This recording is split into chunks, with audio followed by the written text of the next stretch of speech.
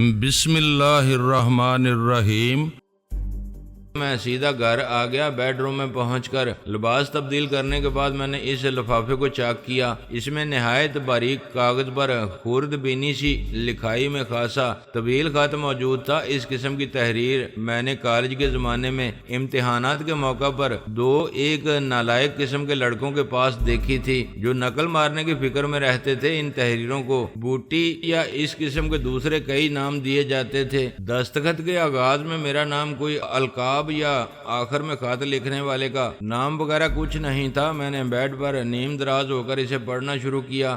میری سمجھ میں نہیں آ رہا تھا کہ اگر میں نے یہ خط مکمل کر بھی لیا تو تم تک پہنچا بھی پاؤں گا یا نہیں، کیونکہ میرا تم سے رابطہ قائم کرنے کی کوشش کرنا میرے حق میں بھی خطرناک ہے اور تمہارے حق میں بھی۔ بہرحال میں بہت گھما پھرا کر کسی نہ کسی طرح یہ خط تم تک پہنچانے کی کوشش کروں گا۔ کاش یہ بروقت تم تک پہنچ جائے تاکہ جو معلومات میں تمہیں فراہم کر رہا ہوں اس سے تم کچھ استفادہ کر سکو اور اپنے آپ کو ایک بہت بڑے نقصان سے بچانے کی کوئی تدبیر کر سکو۔ یہ خط لکھنے کا مقصد تمہیں ایک سازش سے خبردار کرنا ہے جسے مکمل طور پر تو میں خود بھی نہیں سمجھ سکا ہوں، لیکن جتنا کچھ مجھے معلوم ہو سکا ہے وہ میں تمہیں بتانے کی کوشش کر رہا ہوں۔ مزید معلومات کرنا، سازش کی کڑیاں جوڑنا اور اپنا بچاؤ کرنا تمہارا کام ہے۔ ایک بہت ننھا سا ٹرانسمیٹر جو ایک لاکٹ کی شکل میں خود میری تمام بات چیت کہیں نشر کرنے کے لیے ہر وقت میرے جسم کے ساتھ رہتا ہے، اس پر اتفاقاً میں نے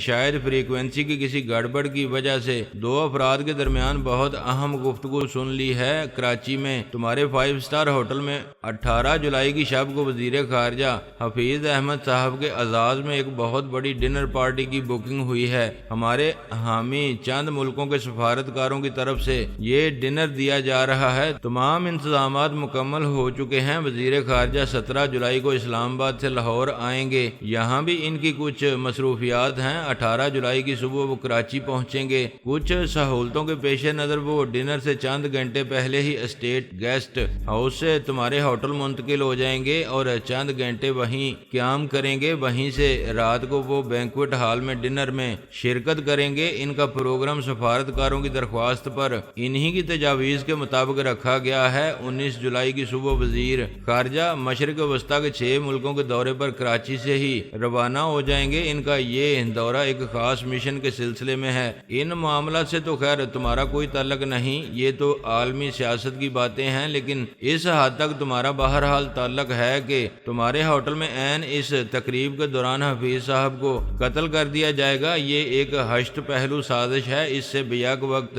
کئی مقاصد حاصل ہوں گے۔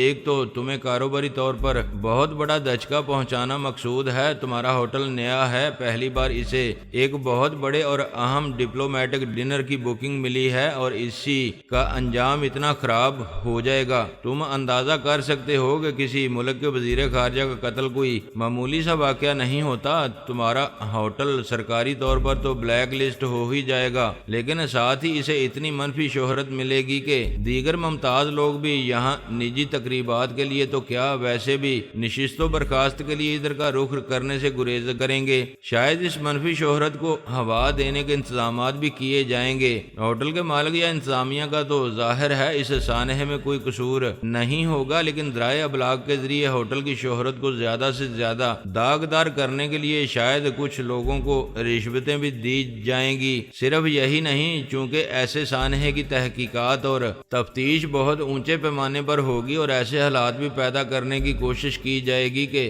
تمہیں بھی تفتیش میں کھینچ لیا جائے اور یہ بات تمہارے سارے ہی کاروباری معاملات کے لیے تباہ کن ثابت ہوگی۔ وزیر خارجہ کو قتل کرانے کا دوسرا بڑا مقصد ایک خاص ملک سے ہمارے تعلقات خراب کرنا ہے اور اس سے بھی بڑا مقصد انہیں اس مشن پر جانے سے روکنا ہے جس کے لیے وہ مشرق وسطیٰ جا رہے ہیں۔ عین وقت پر اس مشن کا ملتوی ہو جانا بہت دور رس اثرات مرتب کرے گا۔ عالمی سطح پر کئی بڑی تبدیلیاں اور مسائل رونما ہوں گے۔ اگر تم اخبارات ذرا توجہ سے پڑھتے ہو تو تمہیں کچھ اندازہ ہوگا اور جہاں تک مجھے اندازہ ہو چکا ہے اس کے مطابق میں بھی اس خط میں آگے چل کر اپنا خیال ظاہر کرنے کی کوشش کروں گا، لیکن اسے تم محض اشارہ ہی سمجھنا، اصل میں کیا کچھ ہوگا یہ میں بھی صحیح طور پر نہیں جان سکا۔ میرا سیاسی علم بھی کچھ زیادہ نہیں ہے۔ تمہیں اندازہ ہو ہی گیا ہوگا کہ وزیر خارجہ کے قتل کی سازش کون لوگ کر رہے ہیں۔ مجھے ریڈ ڈاٹ کا باقاعدہ نام لینے کی تو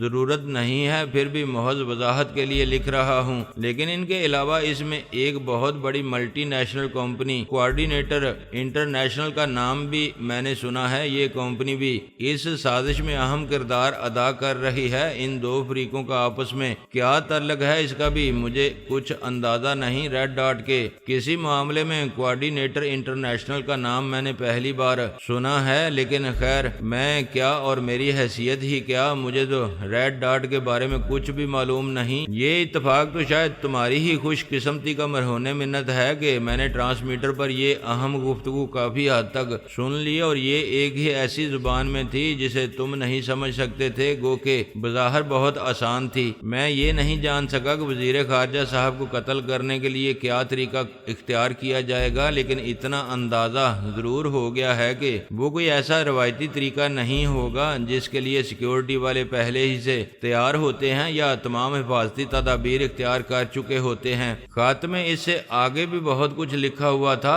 جوں میں پڑھتا گیا میرے لہو کی حرارت کچھ کم سی ہوتی گئی۔ خط ختم کرنے تک میں اٹھ کر بیٹھ چکا تھا۔ دیر تک میری نظریں ان باریک باریک لفظوں میں ہی الجھی رہیں۔ اس میں کوئی شک نہیں تھا کہ میں اپنے اعصاب کی تمام تر مضبوطی کے باوجود فی الحال پریشان سا ہو گیا تھا۔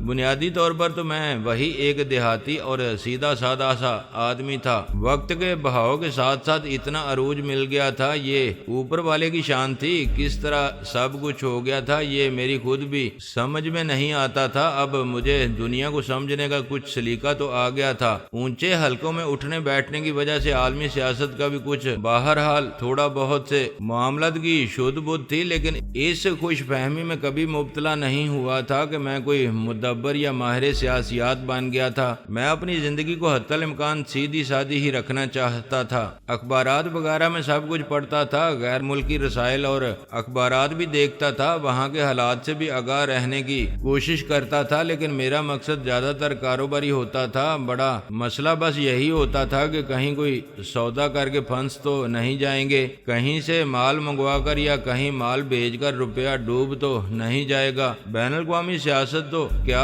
کبھی ملکی سیاست میں بھی ڈائریکٹ یا انڈائریکٹ ٹانگ اڑانے یا کسی معاملے میں ملوث ہونے کا میں نے کبھی تصور بھی نہیں کیا تھا، لیکن کبھی کبھی حالات انسان کو کسی معاملے میں بالکل اسی طرح دھکیل دیتے ہیں جو کسی ڈوبتے ہوئے شخص کو بچانے کے لیے سمندر میں کود پڑا تھا۔ وہ اس شخص کو بچا تو لایا تھا، لیکن یہ پوچھے بغیر نہیں رہ سکا تھا کہ اسے دھکا کس نے دیا تھا۔ مجھے بھی کچھ نادیدہ ہاتھ اس معاملے میں دھکا دے رہے تھے جس کا میں اپنے آپ کو اہل نہیں سمجھتا تھا۔ میں اس معاملے سے لا تعلق ہو کر یا اسے نظر انداز کر کے بھی نہیں بیٹھ سکتا تھا، کیونکہ میرا ہوٹل میرے خوبصورت خوابوں میں سے ایک تھا۔ وہ میرے لیے ایک خوبصورت پھولدار درخت کی طرح تھا جسے میں نے بڑی محنت سے سینچا تھا۔ ابھی تو اس پر پھول آنے شروع ہی ہوئے تھے، ابھی سے میں اسے بدنامیوں کے خطرناک سکینڈلز کی دھوپ میں مرجھاتے نہیں دیکھ سکتا تھا۔ اس کے ساتھ ساتھ اگر میری ذات بھی کسی ایسے معاملے میں ملوث ہو سکتی تھی جس کا میں نے کبھی تصور بھی نہیں کیا تھا، تو یہ اور زیادہ ناقابل برداشت بات تھی۔ جب میرا کوئی قصور ہی نہیں تھا تو میں اس قسم کی سزائیں برداشت کرنے کے لیے بھی تیار نہیں تھا، خواہ سازش کرنے والوں کو اپنی طاقت پر کتنا ہی گھمنڈ تھا۔ دھیرے دھیرے میرے رگوں پہ میں پھیل جانے والی یک بستگی ختم ہوتی چلی گئی اور اس کی جگہ غصے کی تپش نے لے لی جو اندر ہی اندر غیظ و غضب کا مچلتا ہوا آتش فشاں بھی بن سکتی تھی، لیکن عملاً میں اپنے دماغ کو ٹھنڈا ہی رکھنے کی کوشش کر رہا تھا۔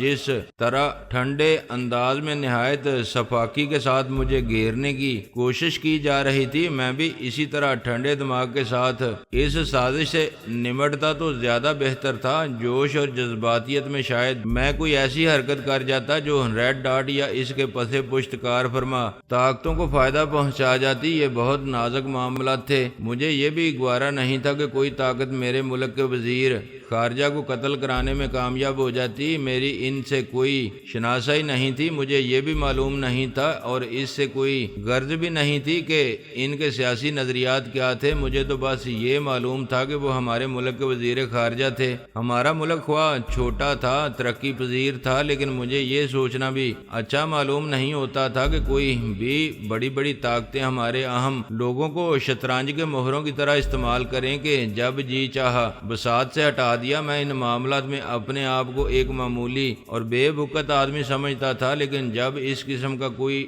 سوال پیدا ہوتا تھا تو اپنے اندر انا اور خودداری کا ایک طوفان امڑتا محسوس ہوتا تھا۔ دل چاہتا تھا ایسی کسی بھی کوشش کا منہ توڑ جواب دیا جائے۔ ماضی میں مجھ سے صرف اس حد تک نادانیاں ضرور سرزد ہوئی تھیں کہ میرے پاس روپے پیسے کی آمد کے ذرائع کچھ درست نہیں رہے تھے، لیکن وہ بات اب پرانی ہو چکی تھی۔ ایک عرصے سے میں ان ذرائع کو ترک کر چکا تھا اور اس سے کہیں زیادہ دولت میرے پاس درست اور جائز ذرائع سے آئی تھی اور آئے ہی چلی جا رہی تھی۔ تب سے ہی میں اپنی سمجھ بوجھ کے مطابق اپنی اس دور کی حرکتوں کا کفارہ بھی ادا کرنے کی کوشش کر رہا تھا اور اپنے آپ کو ایک معزز، معقول اور متوازن اور محب وطن شہری کے سانچے میں ڈالنے کے لیے بھی کوشاں تھا، اور اگر اسے کوئی خود پرستی نہ سمجھتا تو میں کہہ سکتا تھا کہ میں ایسے بے شمار لوگوں سے بہتر تھا جو سیاست، سماجی بہبود یا زندگی کے ایسے دوسرے کئی محاذوں پر سماج کے ٹھیکیدار بنے ہوئے تھے، معاشرے میں جن کا بڑا مقام تھا لیکن جن کے اصل چہروں سے صرف گنتی کے چند لوگ ہی واقف ہوتے تھے۔ میرے خیالات ادھر ادھر بھٹک رہے تھے اور خط میرے ہاتھ میں دبا ہوا تھا۔ مجھے اندازہ ہو چکا تھا کہ یہ خط ہنی نے لکھا تھا، لیکن اس نے جان بوجھ کر مرد کا صیغہ استعمال کیا تھا تاکہ اگر تمام تر احتیاطوں کے باوجود خط غلط ہاتھوں میں پہنچ جائے تو کم از کم فوری طور پر اس پر شبہ نہ جا سکے۔ یہ خط لکھ کر اس نے بلا شبہ حق دوستی ادا کر دیا تھا۔ اس نے لکھا تھا کہ 18 جولائی کی شب کراچی میں میرے ہوٹل میں اس سازش کو عملی جامہ پہنایا جائے گا، جبکہ اس وقت 16 جولائی کی شب بھی تقریباً گزر چکی تھی، جب بہت دیر پہلے رات کے 12 بج چکے تھے، یعنی حقیقتاً 17 جولائی کی تاریخ آ چکی تھی اور میں ابھی لاہور ہی میں بیٹھا تھا۔ میں نے اپنی منتشر سوچوں کو قابو میں کرنے کی کوشش کی۔ مجھے اس خط کی صداقت میں کوئی شبہ نہیں تھا، پھر بھی منظم انداز میں کچھ سوچنے کے لیے سب سے پہلے تو ہر بات کی تصدیق ضروری تھی، اور جو کام پہلے کرنا ضروری تھا اس کی طرف پہلے ہی توجہ دی جانی چاہیے تھی۔ ابھی میں اس خط کو ضائع نہیں کرنا چاہتا تھا، اس لیے میں نے اسے سائڈ ٹیبل کی دراز میں رکھ کر مکفل کر دیا اور فون پر اپنے کراچی کے بیورو چیف شفیع شاہ کا نمبر ڈائل کیا۔ تیسری گھنٹی پر ادھر ریسیور اٹھایا گیا۔ شفیع شاہ کی آواز بوجھل تھی۔ میں نے ملائمت سے کہا، معاف کرنا شفیع، تمہیں سوتے سے جگایا۔ وہ میری آواز سنتے ہی بولا، سر ایسی باتیں کر کے شرمندہ نہ کیا کریں، آپ کی آواز سن کر تو ہم بستر پر بھی اٹھ بیٹھیں گے۔ ویسے میں اس وقت سو نہیں رہا تھا، باہر سے ابھی آیا ہوں، کپڑے بدل رہا تھا۔ اس کی آواز سے بوجھل پن غائب ہو چکا تھا۔ کیا عیاشی ہو رہی تھی؟ میں نے دوستانہ لہجے میں کہا۔ آج کل تو سب عیاشیاں بھولے ہوئے ہیں سر، بس ہوٹل میں لگے ہوئے ہیں۔ اس کے لہجے میں شگفتگی آ گئی۔ میں نے اس کے لیے کئی اہم کنٹریکٹ حاصل کیے ہیں، آپ سنیں گے تو یقیناً خوش ہوں گے سر۔ بہت کم عرصے میں ہمارا ایکوپینسی ریٹ سب سے زیادہ ہے۔ ابھی سے یہ عالم ہے کہ کسی دن تو ہمارے ہاں ایک سنگل بیڈ روم بھی خالی نہیں ہوتا۔ اسٹاف بھی بہت اچھا ملا ہے سر، سب لوگ بہت محنت کر رہے ہیں۔ شفیع شاہ میں یہ بھی ایک بڑی خوبی تھی، کبھی صرف اکیلے کسی کام کا کریڈٹ لینے کی کوشش نہیں کرتا تھا، دوسرے لوگوں کی محنت کا بھی ضرور ذکر کرتا تھا۔ کیا ہمارے ہاں 18 جولائی کو فارن منسٹر کے اعزاز میں ڈنر کے لیے بکنگ ہوئی ہے؟ میں نے سرسری سے لہجے میں پوچھا۔ میں ابھی اصل بات کر کے اسے چونکانا نہیں چاہتا تھا۔ ہاں سر، وہ مسرور لہجے میں بولا، آپ کو معلوم ہی ہے کہ اس قسم کی تمام تقریبات وغیرہ اسلام آباد میں ہی ہوتی ہیں، سینٹرل کے سب لوگ اور تمام ڈپلومیٹس وغیرہ وہیں ہوتے ہیں، لیکن شاید یہ ہماری خوش قسمتی تھی کہ منسٹر صاحب کی مصروفیات کا شیڈول کچھ ایسا بنا بنا کہ انہیں کراچی سے مڈل ایسٹ روانہ ہونے سے ذرا پہلے ہی اس ڈنر کا پروگرام رکھنا پڑا۔ بیشتر سفارتکار بھی اسلام آباد سے ہی یہاں آئیں گے۔ انہی کی خواہش تھی کہ پروگرام ہوٹل میں رکھا جائے تاکہ انہیں لاجنگ اور بورڈنگ میں آسانی رہے، اور جب کراچی میں اونچے لوگوں کی کوئی تقریب ہوٹل میں کرنے کی بات آتی ہے تو اب ہمارے ہی ہوٹل کا نام سب سے پہلے آتا ہے۔ انہوں نے تھوڑی سی دلچسپی ظاہر کی، باقی کام ہمارے پرسنل مینیجر راشد نے آگے بڑھ کر لیا۔ وہ اچھا اور ٹیلنٹڈ لڑکا ہے سر۔ شفیع شاہ مسرور لہجے میں سب کچھ بتائے جا رہا تھا۔ اسے نہیں معلوم تھا کہ جس اعزاز کے بارے میں وہ اتنا خوش ہے اس نے مجھے کتنا فکر مند کر دیا ہے۔ وہ وزیر خارجہ اور دوسرے ملکوں کے اتنے اہم سفارتکاروں کے اپنے ہوٹل میں اجتماع کو ایک بہت خوش آئندہ واقعہ سمجھ رہا تھا، اور میں سوچ رہا تھا یہ اعزاز کہیں ہمارے گلے ہی نہ پڑ جائے۔ شفیع شاہ بات جاری رکھتے ہوئے بولا، آپ کو کسی نے اس ڈنر کے بارے میں بتایا تھا یا آپ نے اخباروں میں پڑھا ہے؟ مجھے نہ تو اس کے بارے میں کسی نے بتایا ہے اور نہ ہی یہ یہاں کے اخباروں میں چھپی ہے۔ میں نے جواب دیا، یہاں تو چھپی ہے سر، بلکہ بعض انگریزی اخباروں نے تو خبر میں ہمارے ہوٹل کا نام بھی دیا ہے۔ ڈنر کے موقع پر بھی پورا پریس ہوٹل میں موجود ہوگا، ٹی وی کوریج بھی ہوگی۔ ڈنر سے پہلے بہت اہم قسم کی تقریریں ہوں گی نا، اس لیے اسے بہت اہمیت دی جا رہی ہے۔ پھر جیسے اسے اپنا اصل سوال یاد آیا اور وہ چونکتے ہوئے بولا، لیکن سر آپ کو نہ تو کسی نے بتایا اور نہ ہی ابھی یہ خبر وہاں کے اخبارات میں چھپی، تو پھر آپ کو کیسے معلوم ہوا؟ میں فی الحال اسے پریشان نہیں کرنا چاہتا تھا۔ میں نے کہا اسے چھوڑو، یہ بتاؤ ہمارے سیکیورٹی کے انتظامات کیسے ہیں؟ ہوٹل کے اپنے بھی سیکیورٹی کے انتظامات تھے، یہ باقاعدہ ایک الگ شعبہ تھا، 8-10 آدمی اس میں ملازم تھے، لیکن ظاہر ہے ایک پرائیویٹ اور ادارے کے سیکیورٹی کے انتظامات تو چھوٹے موٹے معاملات کے لیے ہی ہوتے ہیں۔ انتظامات ٹھیک ہی ہیں سر۔ ڈنر کی رات میں ہوٹل میں خاص جگہوں پر اپنے 4-6 آدمی بھی لگا دوں گا، لیکن سب تو ہم اپنے طور پر محض احتیاط کریں گے۔ منسٹر صاحب اور دوسرے ڈپلومیٹس کی تو اپنی سرکاری سیکیورٹی ہوگی، ان کے تو اپنے ہی الگ انتظامات ہوں گے۔ ہمارے اپنے آدمی بھی کچھ نہ کچھ کریں گے، جہاں تعینات ہوں گے ان کی اجازت سے ہوں گے، اور ہمیں اپنے تمام انتظامات ان کی ہدایت کے مطابق کرنے ہوں گے۔ اس سلسلے میں 18 تاریخ کی صبح ہی سرکاری سیکیورٹی والے آ کر ان تمام جگہوں اور راستوں وغیرہ کا تفصیلی معائنہ کریں گے۔ جہاں جہاں تقریب کے دوران معزز مہمانوں کی آمد و رفت رہے گی، مہمانوں کی آمد سے 1 گھنٹہ پہلے سیکیورٹی چیف خود آ کر سیکیورٹی انتظامات دیکھیں گے اور سرکاری طور پر باضابطہ کلیئرنس دیں گے۔ اس کے بعد وہ واپس اسٹیٹ گیسٹ ہاؤس جا کر منسٹر صاحب کو لے آئیں گے۔ سیکیورٹی چیف صاحب کا نام اکرام بیگ ہے، وہ خاص طور پر فارن منسٹر صاحب کے ساتھ ہی اٹیچ ہیں۔ باہر دوروں پر بھی وہی ان کے ساتھ جاتے ہیں، اسلام آباد میں بھی وہی ہوتے ہیں۔ میری خود ان سے فون پر کئی مرتبہ بات ہو چکی ہے۔ کام کے آدمی معلوم ہوتے ہیں۔ وہ بدستور بڑے مسرور انداز میں تفصیلات بتائے جا رہا تھا۔ میں ہنکارا بھر کر رہ گیا۔ میں یہ تمام اہم باتیں ذہن نشین کیے جا رہا تھا۔ ایک لمحے کے توقف کے بعد شفیع شاہ بولا، آپ نے رات کو اس وقت فون کیا ہے، آپ کو اس سلسلے میں ضرور کوئی تشویش ہے۔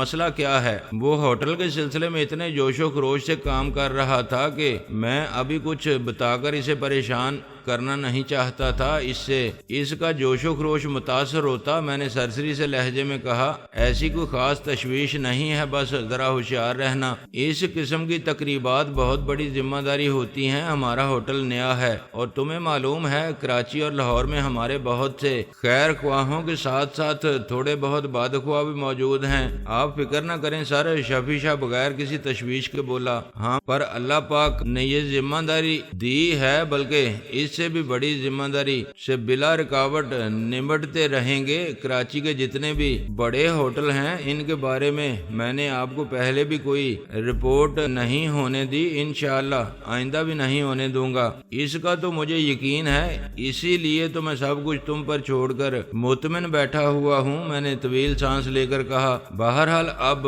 آپ نے اشارہ دے دیا ہے تو میں اس سلسلے میں خاص طور پر ہوشیار رہوں گا، لیکن میں آپ کو کو اس طرف سے بالکل مطمئن اور بے فکر دیکھنا چاہتا ہوں سر۔ آپ پر لاہور میں ہی کام کا جتنا بوجھ ہے وہی کافی ہے، یہاں کے معاملات میں تو بس آپ کسی بہت ہی خاص موقع پر رہنمائی دیتے رہا کریں، وہی بہت ہے۔ اگر یہاں کے مسائل میں بھی آپ کو سر کھپانا پڑا تو پھر ہم جیسے آپ کے جان نثاروں کی زندگی کا کیا فائدہ؟ میں جو کچھ جان چکا تھا وہ چونکہ ابھی اس سے آگاہ نہیں تھا، اس لیے اس معاملے کو روٹین میں لے رہا تھا۔ میرا مقصد فی الحال صرف یہی تصدیق کرنا تھا کہ ڈنر کا پروگرام واقعی طے تھا۔ اس کے علاوہ سر دست میں اسے صرف تھوڑا سا ہوشیار کرنا چاہتا تھا، وہ میں نے کر دیا تھا۔ اب مجھے ہنی کی طرف سے موصول ہونے والے خط کے مندرجات کے بارے میں بالکل ہی شبہ نہیں رہا تھا۔ اب مجھے اگلا قدم اٹھانا تھا۔ شفیع شاہ کو خدا حافظ کہہ کر میں نے سلسلہ منقطع کیا اور سوچ میں پڑ گیا کہ رات کو اس وقت فارن منسٹر صاحب کو اپروچ کرنے کی کیا صورت ہو سکتی ہے۔ میں نے ذہن پر بہت زور دیا کہ میرے جاننے والوں میں کون ایسا آدمی ہو سکتا ہے جس کا منسٹر صاحب سے کوئی تعلق واسطہ نکل سکتا ہو، اور تعلق واسطہ بھی ایسا کہ جس کی وجہ سے منسٹر صاحب لاہور آتے ہی فوری طور پر مجھے ملاقات کا وقت دے دیں۔ انہیں اس سازش سے خبردار کرنے کے لیے اور کوئی غیر روایتی قسم کی حکمت عملی طے کرنے کے لیے میرا ذاتی طور پر ان سے ملاقات کرنا ضروری تھا، اس کے بغیر بات نہیں بن سکتی تھی۔